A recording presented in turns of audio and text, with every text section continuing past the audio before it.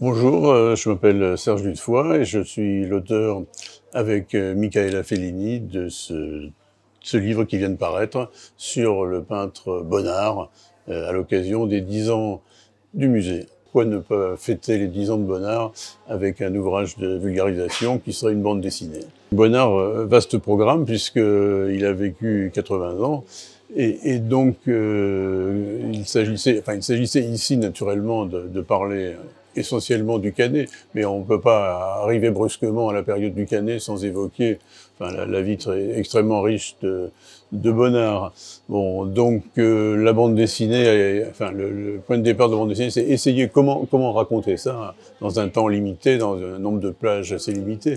Bon, donc on a créé des personnages de Poussette et de Ubu, donc qui sont devenus les narrateurs de l'histoire. Donc on leur a même trouvé un métier dans l'histoire. Ils sont gardiens, en quelque sorte, du trésor de Bonnard, qui va de sa maison au Bosquet jusque maintenant au musée. On sait que Bonnard a vécu toujours entouré d'animaux, dans sa jeunesse et ensuite, et l'histoire a gardé les noms de tous ces animaux. Donc Ubu et Poussette ont été des noms, enfin Poussette c'était en fait une chienne sans doute, mais dans l'histoire on avait envie qu'il y ait une sorte de confrontation entre chat et chien, qui s'entendent fort bien dans cette histoire d'ailleurs. Moi j'ai découvert, enfin je connaissais Bonnard, mais j'ai découvert des points extrêmement variés de sa vie, de ses débuts comme, enfin, puisqu'il est classifié comme peintre nabi à ses débuts, mais il n'a pas été que ça.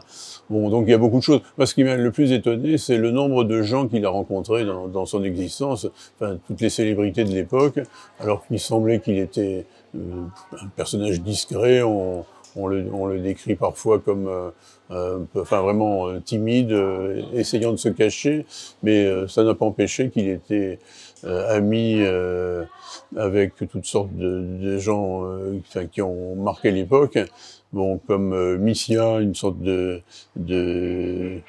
comment pourrait-on là de muse, hein, et puis à la fin de sa vie, il était très ami avec Matisse, par exemple. Bon, donc c'est quelqu'un qui mérite d'être connu plus qu'il ne l'est, enfin même s'il est célèbre. Je pense qu'on ne connaît qu'une toute petite partie de son existence.